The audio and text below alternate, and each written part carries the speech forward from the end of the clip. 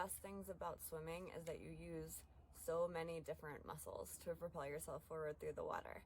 But today we're going to talk about 3 main muscles, specifically in your shoulders and around your shoulders, and that work to pull your arms so that your swim becomes more efficient, stronger, and prevents injuries. So first up is lats. This is the one that I think everybody thinks of when they think of swimming. It's that big, meaty muscle, and its main job is to pull your arm down. It's to pull the water back, so it really propels you through the water. So most people have been doing our swim pools. I think that's the best example of what your lats can do for you.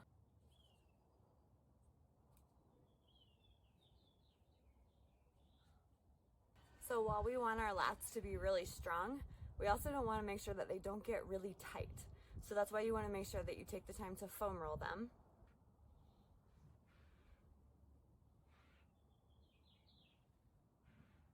And then the other part of what we want to work on to make sure your lats don't get too tight and aren't the only movers in your swim stroke is when you think about your lats, part of their job is to internally rotate the shoulders.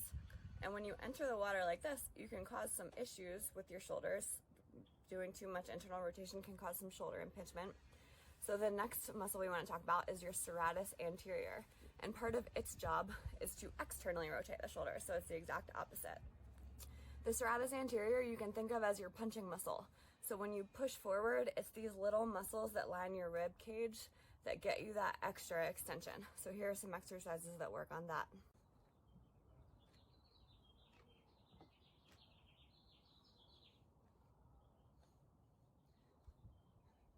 When you work the serratus anterior, you want to think about getting that extension, and you're thinking about getting your scapula pulled around your rib cage.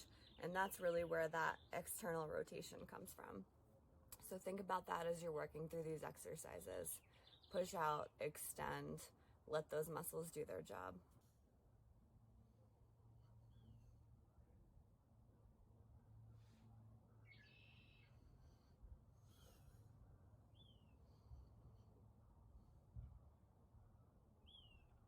Then the last muscle that we want to talk about is really a group of 4 muscles. It's your rotator cuff.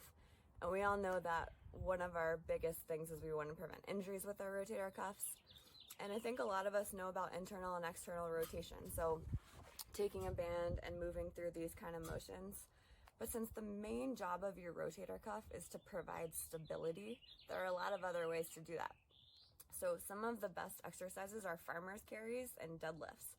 And the point of that is that you're just holding heavy weights while moving through an exercise.